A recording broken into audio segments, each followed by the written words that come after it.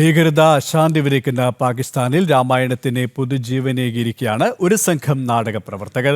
കറാച്ചി കേന്ദ്രീകരിച്ച് പ്രവർത്തിക്കുന്ന മൗജ് തിയേറ്റർ ഗ്രൂപ്പാണ് രാമായണം അവതരിപ്പിക്കുന്നത്. നാടകം സമൂഹ മാധ്യമങ്ങളിൽ ട്രെൻഡിംഗ് ആണ്.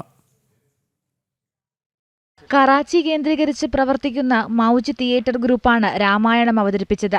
ആധുനിക സാങ്കേതിക വിദ്യയിലൂടെ ഇതിഹാസത്തെ ജീവസുറ്റതാക്കുകയാണ് നാടക സംഘം. AI സാങ്കേതിക വിദ്യയുടെ ഉപയോഗമാണ് സോഷ്യൽ മീഡിയ ചർച്ച ചെയ്യുന്നത്.